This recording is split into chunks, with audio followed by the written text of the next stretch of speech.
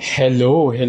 Magandang araw. Welcome to my channel. Ako nga pala si Mystico Moreno or in short, Mismo. At dito sa aking channel, we will manifest love and light sa inyong Tagalog love reading ngayon na mismo.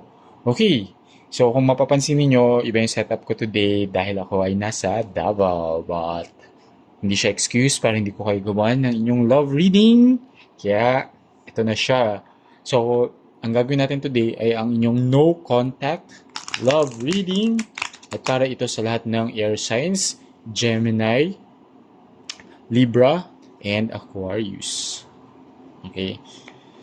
So, para ito sa lahat ng air signs na currently in no contact with your person, hindi nag-uusap, may space, may nanghingi ng space between the two of you, may hindi nagpaparamdam, may hindi namamansin. So, lahat-lahat na ng related sa no contact. Pero depende to sa masasagap kong energy sa reading na ito. At habang binabalasa ko to, gusto kong magpasalamat sa lahat ng air signs, Gemini, Libra, and Aquarius na patuloy na sumusuporta sa Mystico Moreno's channel. It's growing. So, thank you so much po sa support, sa love. At mas inspire pa ako talagang gumawa ng marami pang love reading para sa inyo. So, please continue to support my channel by liking this video. It helps the channel grow. Comment na rin sa baba, lalo na kung nag-resonate itong reading. And sa lahat ng bago, please subscribe to my channel. Maraming salamat po. Okay, so bubunot ako ng 6 cards from this deck. 2 for the recent past, 2 for the present, and 2 for the near future. And i-detalye natin siya with the other deck. Okay. See. So, let's see. April ngayon, so let's still get the 4th card. For the recent past, first card, angat natin siya. 6 of Swords. 8 of Swords. Present, Page of Wands. Oh, Ace of Cups. And near future, Knight of Pentacles. And 3 of Swords. Okay. Okay, so I'm going to interpret lang ano yung lumabas sa cards, okay? So, I don't manipulate my reading. So, ano yung lumabas, interpret ko siya. Okay, so you might be dealing with any sign. Wala namang strong energy na lumabas sa reading na to. So, let's see. So, in the recent past, so you have the 6 of Swords and the 8 of Swords. Swords. Okay? So, with the 6 of Swords, I can see here that ikaw to, you decided to leave and move on dahil meron toxic situation between the two of you. So, in the recent past, ikaw yung nag-ask ng separation. That's why merong no contact at the moment. And parang nangyari dito is, okay, tinanggap mo na wala na dahil medyo toxic yung relationship na nangyari. So, because 6 of Swords is a card of leaving a toxic situation. Tapos nakakabit pa siya sa 8 of Swords, which is, yun nga, yung na-feel mo in the recent past is, you alam mo yung restricted ka, nasasakal ka, nasakal ka sa relasyon, and you felt helpless.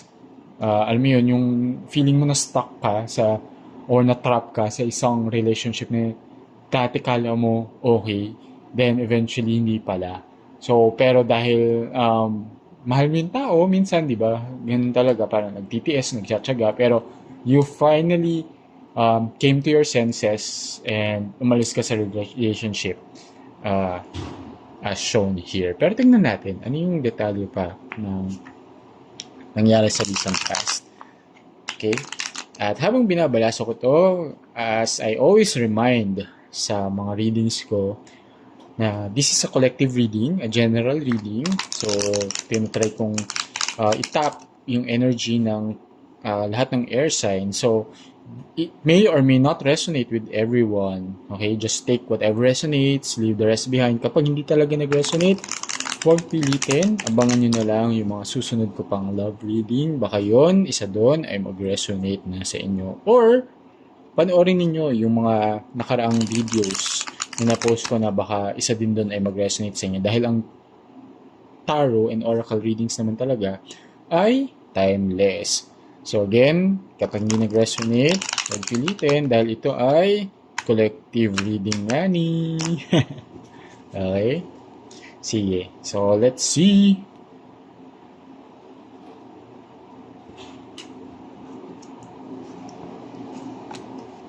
So in the recent past, yeah, you have the Four of Cups and Four of Cups and King of Coins. Wala. Same. I mean, same cards yung lumabas with the fire signs, but with the different main cards. Pero dito, with the Four of Cups na ikaw eventually yung nag-detach. Parang dahil nga sa toxicity ng relationship, ikaw na yung nawalan ng gana, ikaw na rin yung biglang nakaramdam ng boredom sa relationship, ng discontent. And dahil yon kasi nakita ko din dito that with the King of Coins, hindi emotionally stable yung person ninyo. Okay? So, with the King of Coins, which parang yung naging reason for the separation is, nakita ko dito na yung mga needs mo, hindi na-meet. Parang, yun nga, naging toxic siya to the point na yung mga needs mo, kahit yung bare minimum, hindi na nabibigay sa'yo. Some more, King of Coins is a card of faithfulness. Pero kung ito yung reason for the separation, what you can see here is may third-party situation or naging unfaithful yung person ninyo sa inyo. Alright? But at the present moment, with the Page of Wands, okay, sige. With the Page of Wands, which is a card of fresh start plus nakakabit pa siya with Ace of Cups, which is a beginning of a romance and renewing the passion, the affection. Here with the Ace of Cups, there's love. Pero nakikita ko dito, ikaw, yes, I mean, hindi mo naman sinasabing hindi mo minahal yung tao. Minahal mo rin siya. Pero, on the other hand, itong person ninyo, may mga realization siyang meron siyang mga realization na nag-lead dito. At the present moment, I can sense na your person is trying to win you back. So, he or she is parang making an effort dahil na-realize niya na mahal ka niya, but doesn't mean na nagbago na siya. Wala akong nakikitang energy na nag-effort siya to change, pero nandun yung, I think ang nakukuha ko pa nga dito is yung mahal ka niya, pero dahil ikaw yung nakipaghiwalay or dun sa relationship, parang may yung ego niya na sagasaan eh. So, this person will try to win you back just to feed his or her ego. And na parang yeah, mahal ka niya, pero parang yung nakikita kong energy dito of coming back is partly love but part love but also part ego. Alam mo yun? So, pero tingnan natin. Let's see.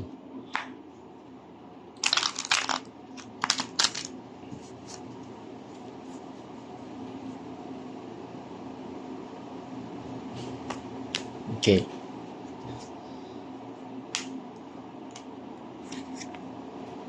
Six of Coins,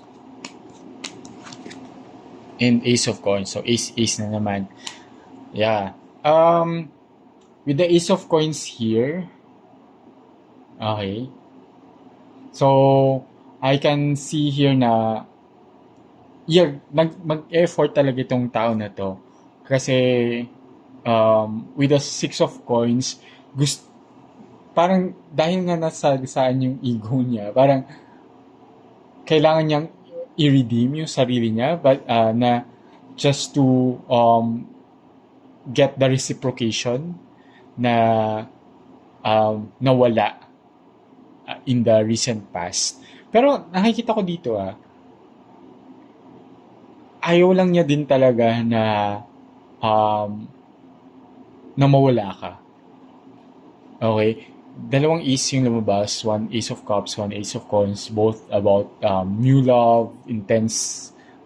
The passion is there. The love is there. Kahit naka-anchor yung reason niya sa pagbabalik about sa hindi pwede, hindi pwede, I have to try again. Alam naman niya din sa sarili niya na nagkamali siya at mahal ka niya. Okay? Hindi ko pa rin nakita dito yung effort to really change. Pero, yung effort initially at the moment kasi present to, ang nakikita ko munang effort na gusto niya ipakita is to win you back talaga. Pero let's see, in the near future, ano ba, mag-effort ba siya talaga magbago? As shown here with the Knight of Pentacles. So si Knight of Pentacles, siya yung pinaka slow moving na knight sa tarot. And I can see naman dito na continue niya yung effort and itatry niya na mas maging consistent. However, lumabas kasi si Three of Swords. So yun nga, parang walang effort kasi na nagbago siya. So kahit mahal ka, kasi in the recent past, mahal nyo naman yung isa't isa, mahal ka rin naman niya. Pero may mga traits siya or may mga tendencies siya that cause the failure ng relationship. At hanggat hindi niya binabago yun, magiging cycle lang siya. Kasi with the Three of Swords here, the cycle might repeat. Okay? Because again, this is a card of heartbreak and separation. Okay? And even a third-party situation. So, yung tendency niya before, pwedeng maulit unless talaga na makita niya yung pagkakamali niya at makita mo rin na talagang nagbabago siya. At siya din, talagang committed siya to change. Okay?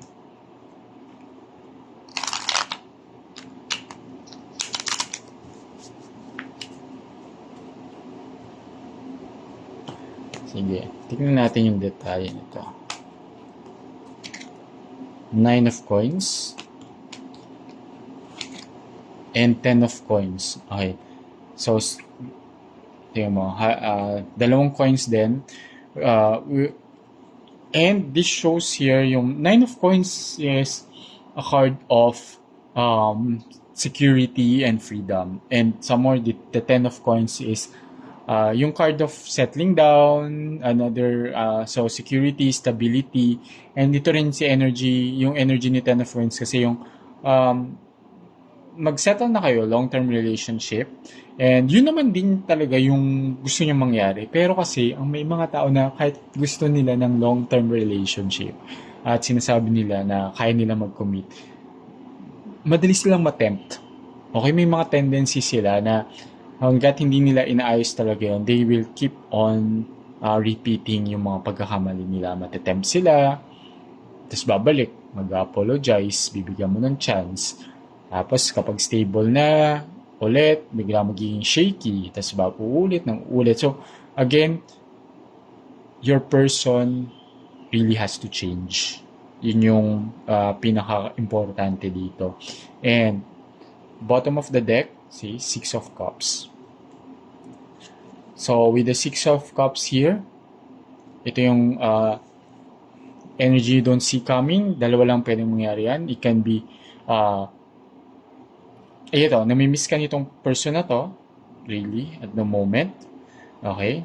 So, with the Six of Cups, going to the future is, may mga memories, good memories siyang nare-recall din. Yun yung gusto niyang, ano din, yun yung ayaw niya din mawala sa buhay niya. Yung um, good memories, happy memories between you and your person, yun yung ayaw niya mawala. Kaya gusto kanya i-pursue. Pero, at the same time, si Six of Cups din is a card of healing. So, again, importante na mag-heal siya from, or magbago siya dun sa mga, kasi healing, di ba, it's a positive change. So, your person really has to make an effort na magbago. Okay? So, sana nakatulong itong reading na to. Use this reading with discernment. Huwag mag-rely lang sa tarot and oracle reading. Gamitin nyo lang siya as guidance. Use it with discernment. Okay? And you always have free will. And nasa kamay ninyo talaga ang inyong kapalaran. Okay? So, kita-kits na lang muli sa susunod ko pang love reading. Ako si Mystico Moreno, or in short, Miss Mo. Ingat!